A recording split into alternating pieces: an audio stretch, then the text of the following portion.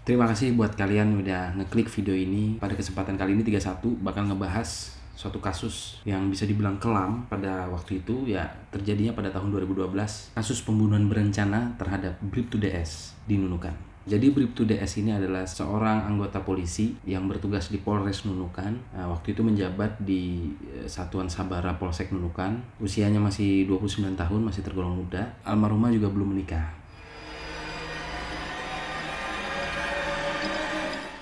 Jadi di sini ada RD.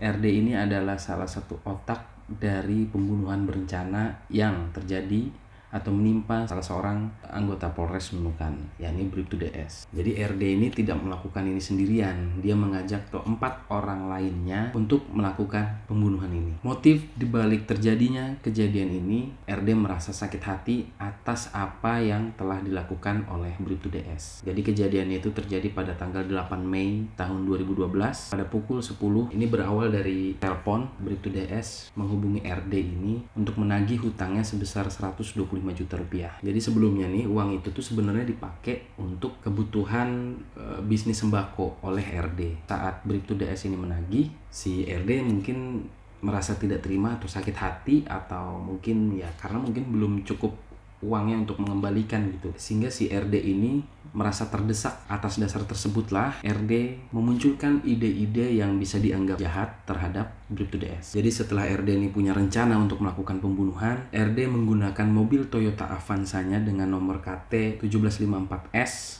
untuk mencari orang yang dianggap bisa membantu dia. Jadi sekitar pukul 11 waktu Indonesia Tengah, RD mendatangi penampungan TKI, yakni di PT Aulia Graha. Di sana ia bertemu dengan FD. Jadi si FD ini adalah salah satu TKI yang berada di PT Aulia Graha tersebut. Kedatangannya si RD ini lantas membuat FD ini memanggil rekannya lagi yang bernama AM. Kemudian si RD mengatakan, "Kalian mau bekerja kah?" Dijawab FD ini. Terus dijawab sama si FD, "Bekerja apakah?" Woi! Jadi RD ini mengatakan, "Kalian mau bekerja kah?" Terus dijawab FD ini, "Kerja apa bos?" "Angkat beras, angkat tepung, dan angkat lainnya lah." Jadi kayak kerja buruh angkut kayak gitu.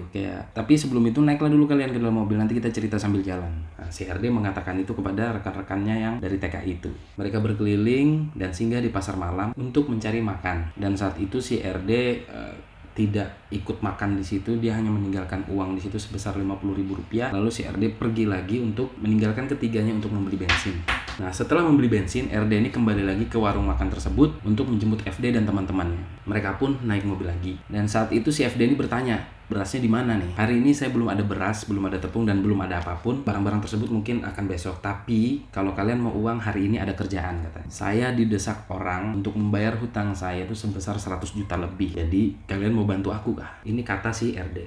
"Apa yang bisa dibantu nih?" katanya. Kata si FD kepada si RD nih. Lalu si RD dengan cepat menjawab, "Kita bantu untuk membunuh orang itu karena mungkin bahasanya terlalu mendesak saya untuk melunasi hutang itu." Lalu FD ini mengatakan, "Ia berdua tidak bisa melakukan itu karena kami berdua ini takut." Dan ia menyarankan untuk memanggil temannya lagi nih. Menurut dia temannya ini bisa kayak gitu. Dengan alasan nanti si FD ini akan memanggil temannya lagi dengan alasan kalau bisa Pak RD sampaikan aja bahwa istrinya diganggu, bukan karena hutang. Dan pada saat itu si RD ini memberikan tawaran upah sebesar Rp1.000 Malaysia atau sekitar 3 jutaan. FD dan teman-temannya tadi tuh masih terdiam, menolak. Mungkin bahasanya menolak dan masih pikir-pikir gitu. Lalu si RD ini menaikkan lagi tawarannya gitu, sebesar Rp5.000 Malaysia atau sekitar 15 juta lebih waktu itu. Namun FD ini tetap terdiam gitu. "Tengoklah nanti malam," kata si FD. Mendengar penjelasan itu, AT secara spontan menjawab, "Kalau membunuh orang, saya takut.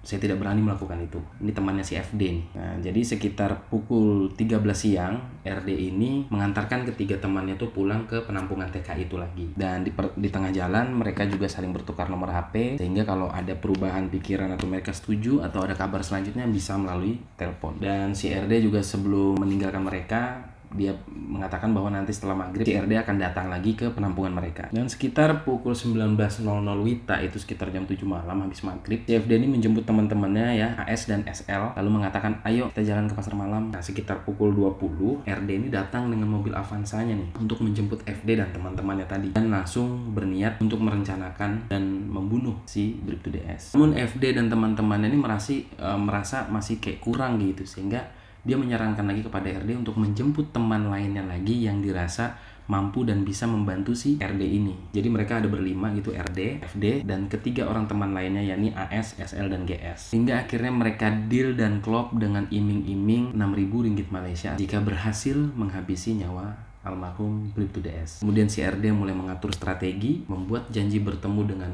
Bribtu DS. Jadi si RD ini menjemputlah Bribtu DS dengan alasan dia ingin minta ditemani gitu untuk menagih uang orang lainnya untuk membayar si Bribtu DS itu. Mereka janjian bertemu di lapangan merah. Tidak berapa lama tuh RD datang bersama teman-teman lainnya dalam satu mobil itu, masih menggunakan Toyota Avanza warna silver itu. Pas si RD ini datang menjemput, si DS pun masuk. Nah lalu tapi si DS ini mulai curiga nih, kok ada banyak orang di dalam. Dia sempat menimbulkan rasa curiga dan kayaknya ada sesuatu yang nggak beres kayak gitu kayaknya. Sehingga si DS pun tetap berpikir positif, dia naik dan dia jalan. Dalam rasa curiganya tersebut, RD langsung menutup pertanyaan-pertanyaan yang ada di sebentar ya, aku mau ngantar dulu nih teman-temanku nih, ucapnya si RD nih. Namun setelah di perjalanan, strategi RD pun berjalan dengan sandi yang sudah atau dengan kode yang sudah diberikan kepada 4 orang temannya lain itu. Dengan sandi menggarukkan kepala, 4 orang temannya langsung melakukan aksi bejatnya dan aksi kejamnya waktu itu. Jadi almarhum Bribtu DS ini langsung ditikam dengan pisau di seluruh tubuh, dilakukan ke tubuh Bribtu DS secara berulang-ulang, dan bukan hanya ditusuk leher almarhum Bribtu DS ini juga digorok sampai dia kehabisan darah dan kehilangan nyawanya. Dan selanjutnya tidak sampai di situ, mereka berempat berniat untuk menghilangkan jejak dengan membuang jasad atau almarhum Bribtu DS ini di jurang. Jenazah ditemukan itu pada hari Rabu pukul 12.40 WITA atau jam habis zuhur 12:30 siang. Saat ditemukan pun oleh polisi, Bribtu DS sudah tidak bernyawa. Akibatnya kelima orang ini dihukum penjara seumur hidup oleh Pengadilan Negeri Nunukan pada 7 Desember 2012 dengan berkas terpisah. Keduanya terbukti secara bersama-sama dalam rangka melakukan pembunuhan secara bersama. Keluarga almarhum Bribtu DS pun lega setelah mendapati para tersangka ini dan terdakwa ini ditangkap oleh